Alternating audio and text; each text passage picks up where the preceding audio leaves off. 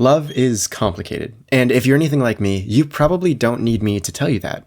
There are hundreds of videos dissecting the psychology of romance, giving dating advice, and telling you what the perfect relationship should look like. But don't worry, I'm not here to do any of that. I'm definitely not as qualified as some other people, and so I won't pretend like I have all the answers. And I'm not going to say that the show I'm talking about today will change your life, but the show does mean a lot to me, and if you give me a few minutes of your time to let me tell you a story, maybe it'll mean something to you too. Now, with that out of the way, romance in media is weird. It's something almost all of us experience, but I don't think I'm alone in saying it feels a little off. It's plastic, it's tropey, it's cliché, and of course, not all shows or characters fall into this category, but in general, especially in Western media, romance feels like it falls pretty flat. How many shows have you seen where the popular girl falls for the loser guy, or the girl treats the main character like trash, but she actually secretly adores him? The point is, real people can't be boiled down into tropes, and if you've been in a relationship before, you know that relationships are far from ideal. I can say for sure that they are all as uniquely interesting and complex as the people that make them up, and that is part of why I love the show Madoka Magica so much. It's a show that many people wouldn't even call a romance, but despite that, the relationship between our two main characters is the driving force for the entire plot of the show. It's a show where one character's obsession shapes the entire story from the background. For those who don't know, the story follows Madoka Kaname in a world where people are granted one wish and in exchange become magical girls to then fight monsters known as witches. The whole magical girl idea isn't a new concept, and if you're familiar with anime or even some Western cartoons, you've probably heard about at least one other show with a similar plot. In general, they were kind of like wholesome Monster of the Week, early morning Saturday shows that the whole family could enjoy. And Madoka Magica was just another one of those shows. Except that is what the writers of Madoka Magica wanted you to think. They did everything they could to hide Madoka Magica's story behind cute characters and flashy visuals, only waiting until the very last minute to reveal its true horror. The show follows each character as they begin their journeys with idealistic, impossible-to-achieve goals before ultimately succumbing to regret and despair. All of the characters, no matter how good or just they were, how noble their ambitions, would never receive their happy ending. But that's just to give you a basic understanding of what kind of show Madoka Magica is, and there is a lot to unpack, so we'll leave it there for now. The story I want to talk about today focuses on our secondary protagonist, Homura Akemi, and her relationship to our main character, Madoka.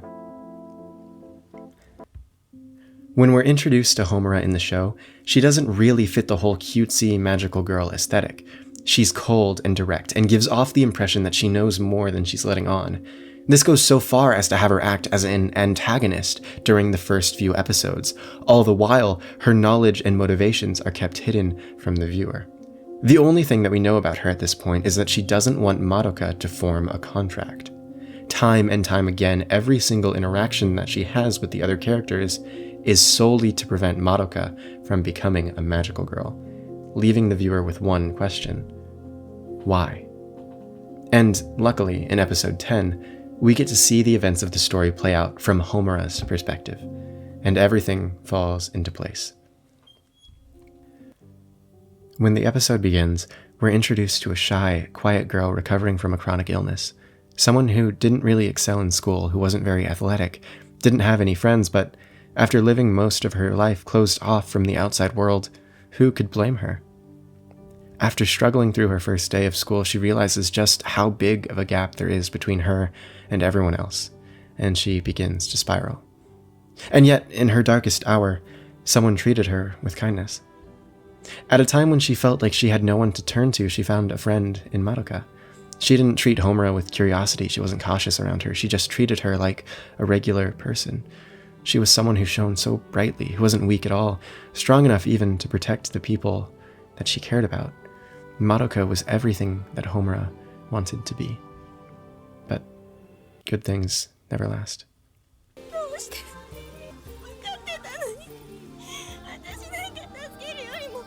君のその祈りのために魂をかけられるかい？あなたと契約すればな願いも叶えられる。そうとも教えてごらん。君はどんな祈りでソウルジェムを輝かせるのかい？私は要さんとの出会いをやり直したい。契約は成立だ。さあ解き放ってごらん、その新しい力を。ここは私。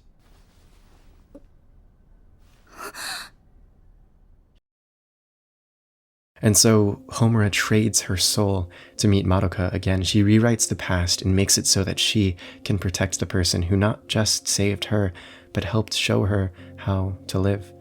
To become even more like the person that she admired so much, except she couldn't change her fate.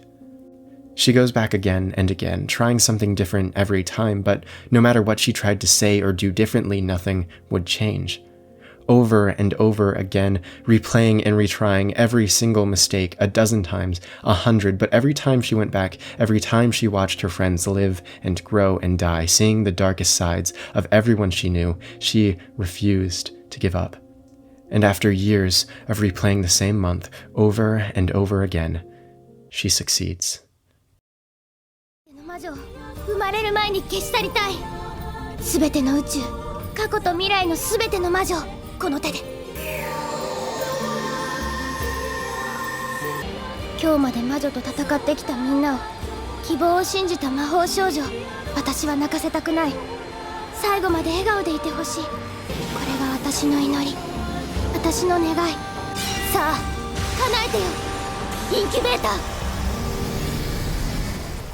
Madoka makes a wish to save everyone by ending the magical girl cycle, and in doing so, she gives up her life to become a god.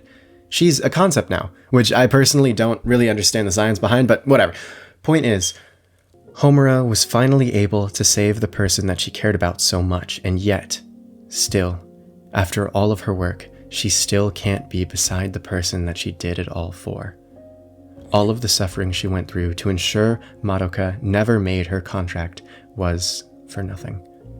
Despite everything, Homura was still left alone in the end. From the start, condemned to sell her soul for something that she could never achieve, and losing the only person that she had ever loved. And so, she would take things into her own hands.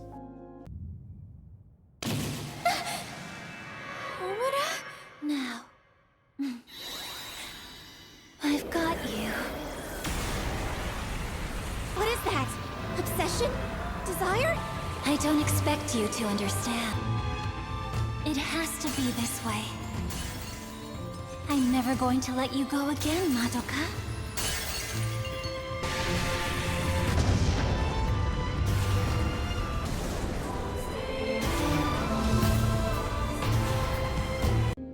She becomes a demon, preventing Madoka from ascending to godhood, and rewrites the universe, one of her own design, where they would never be separated again. In doing so, ensuring that Madoka's sacrifice would never be realized, and the magical girls would continue to suffer, drowning out their only light of hope in a world of despair. But for Homura, it's a small price to pay to be with the one that she loves.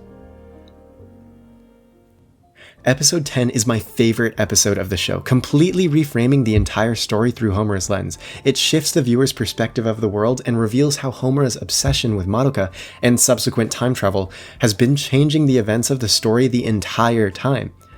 Homura is an interesting character. In a way, she embodies the idea of happily ever after, holding the same ideals as a character in a fairy tale. She believed that if she worked hard enough, if she did the right things in the right order, said the right things to the right people at the right times, then she would be able to be with the person that she loves. Her wish originally was a selfless one, caring so deeply about someone that she would be willing to give up her soul to save them, and then showing incredible resolve to go back over and over despite failing time and time again, even though all of this is contradictory to what Madoka actually wanted. In contrast, Madoka is the most selfless person in the show, with the main driving force for her throughout the entire story being wanting to help her friends and save others.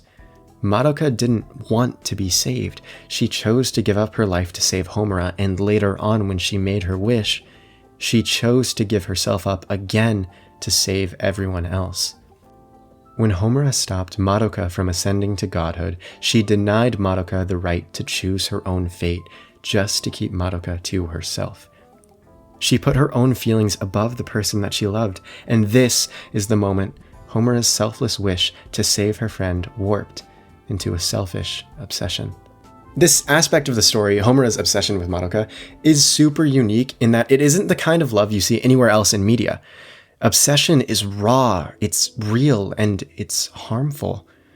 I can't think of any other story that depicts love in this way, and that is what makes this story so special to me. You can't physically harm someone by being selfish. Magic like this doesn't exist in the real world, and that is what makes fantasy a perfect medium for stories like this. It brings about real-world conflicts for internal struggles, allowing us to visualize the destruction of a character's emotions.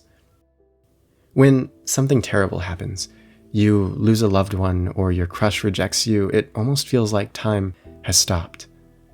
That the world is ending for you, and it should be for everyone else too. How could time go on like this, like it always had, when that person isn't there anymore? The one you had shared everything with, your hopes, your plans for the future, everything that you had carefully laid out in your mind, the future you envisioned with them, has died. Fantasy gives life to these emotions in a way that no other medium of storytelling could. It gives a real, physical manifestation to these internal struggles. In real life, if the person that you love falls out of love with you, for you, it may feel like time has stopped. But in a fantasy, if you believe hard enough, time may really stop for everyone else too. It shows emotion in a way that just can't be portrayed in reality. The stakes, the feeling, the magic of emotion that can't be captured in real life. Madoka Magica is not about making wishes, fighting monsters, or good triumphing over evil. It is about an internal struggle of love and obsession, one that is so real it feels like it has no place in a fantasy show.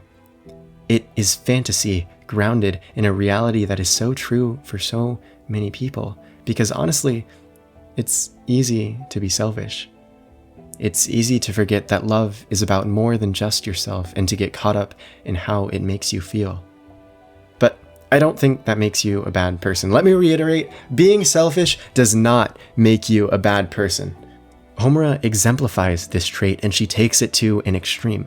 She is an antagonist, but she is not a villain, and the show does not depict her as such. She isn't a wicked or evil person. She isn't someone who seeks to cause pain and suffering to those around her. She's just a normal girl who was caught in a terrible situation, doing what she thought was right, going back to save the person that she cared about without fully understanding the consequences of her own actions. While she isn't perfect, and what she did was horrible, she is not irredeemable. You want to empathize with her, and it's hard not to. If you have ever loved someone before, you understand how easy it is to look at your relationship with rose-tinted glasses and to get lost in the feeling, to want to give up everything for the person that you care about. You know how easy it is to fall into the same pitfalls, that it's hard to love someone selflessly, and that's okay. Homura was selfish in the end, but that moment isn't what defined her character as a whole. I think that as people, we're so quick to judge others as good or evil, but at the end of the day, our mistakes aren't what make us who we are.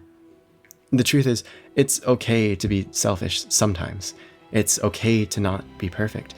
No matter how selfishly we think, no matter how bad we think we are, each time we choose to be selfless, that is who we really are.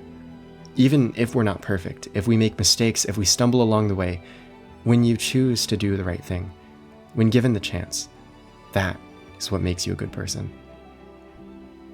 At the end of the day, everyone has something that they wish they could change about themselves, something they wish they did better, or a decision that they regret making. And maybe that's the true message of Madoka Magica. We can't change the past, but we can use it to shape ourselves moving forward, not letting ourselves be defined by our worst aspects and doing the best that we can with what we have. It's a reminder that no matter how many mistakes you've made, no matter how many regrets you may have, as long as you want to be a better person, you have the power to change.